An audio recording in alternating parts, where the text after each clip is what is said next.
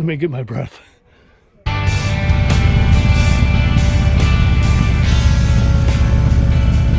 Welcome back to the channel. Well, this is a pretty familiar view for those of you that follow my channel on a regular basis. Usually I come back from the end of the ride and I go down Marine Drive here. Today I'm starting out here. The video I'm gonna do today, I'm gonna look for a train station, but not the one that's right ahead of me on the left. So there's the White Rock Museum and Archives, and that was the train station that was originally built. I think it was around 1910, but that's not the train station I'm looking for today. So I'm gonna turn around because I'm gonna show you a picture that I found. And I'll show you what it looks like today compared to what it looked like.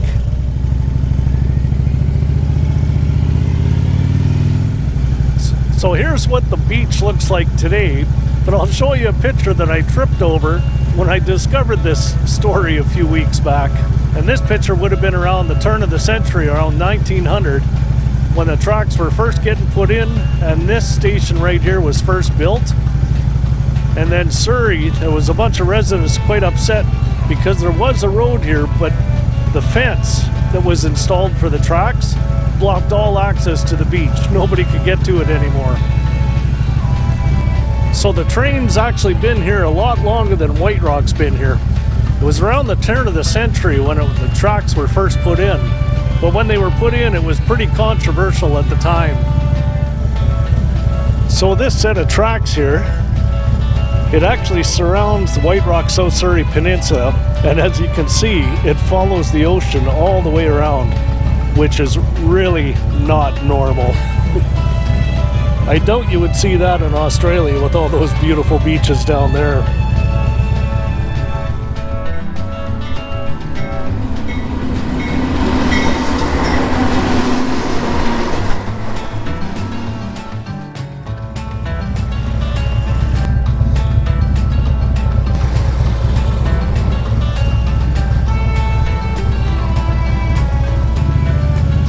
Here in White Rock in the 80s into the early 90s, and we just moved back here a couple of years ago.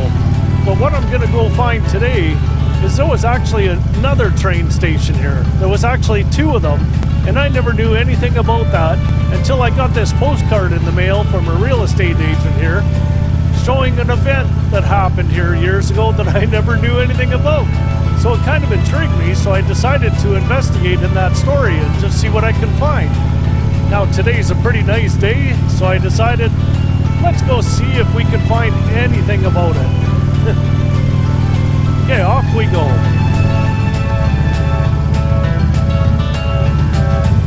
This neighborhood here is in South Surrey, and the neighborhood is called Ocean Park. And this is where I spent most of my years in the 80s. And the place we're gonna go to is a location called 1001 Steps. Now I remember 1001 Steps when I was in my late teenage years and early 20s, because this was a location that we would come in the weekends. And you go down to the beach there, and that's where we had the evening parties on the weekends with bonfires, and it was the perfect location to go to. There we go, 1001 Steps. Now the last time I've been down this area was probably in the mid-1980s. So it's been a long time.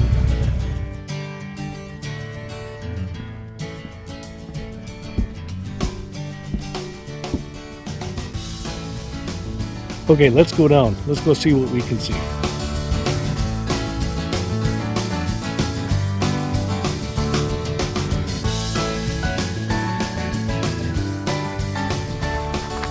Now they never used to have a fence when I was a kid down here. As soon as we got to the bottom of the steps, we went right over the tracks down to the beach.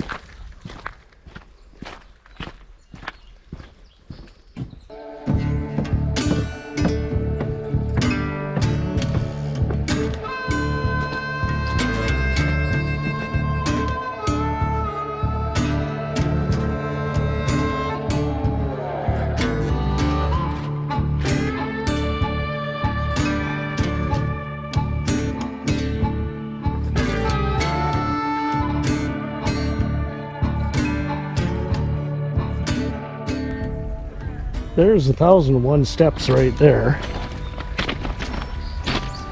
And the story that I found was of a train derailment in this area. But what it was is in March of 1946.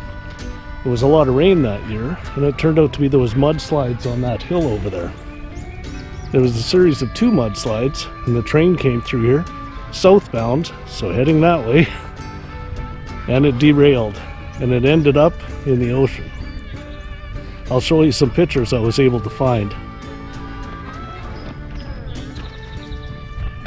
Now, to this day, it's still a controversy whether they should be running this line or not, because it follows so many kilometers along the ocean here, and if something ever happened, there's nothing to stop it from going in. And it actually did happen in March of 1946.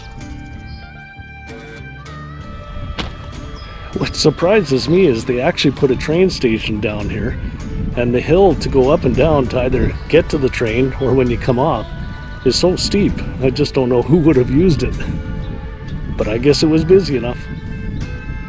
So this picture here is about the closest that I could recreate the picture that I found where there used to be the Ocean Park train station.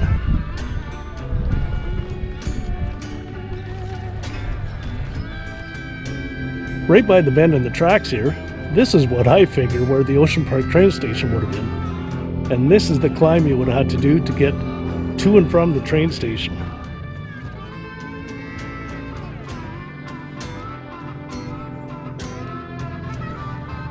That path looks a bit easier. When this railway was first built, it was the Great Northern Sea Line. But now it's operated and maintained by Burlington Northern. Here's an interesting little fact for you. Every time you go to White Rock Beach and you pay for parking when you go there, 20% of it actually goes to Burlington Northern. So in fact, every time you park down there, a little bit of what you pay goes to Warren Buffett. Okay, now it's time to go up. Whew.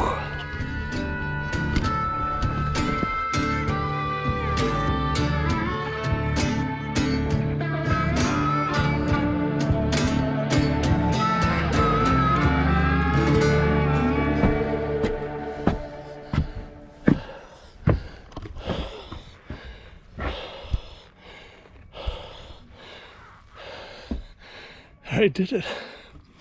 I did it non-stop. Oh, but man, I'm out of shape. Oh. Let me get my breath. Oh. I think I better start doing that more often. Whew.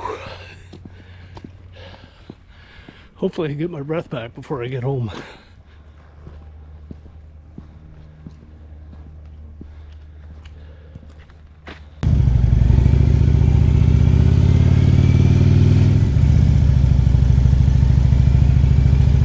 Now, if you're ever in Ocean Park, there's a good place for pizza.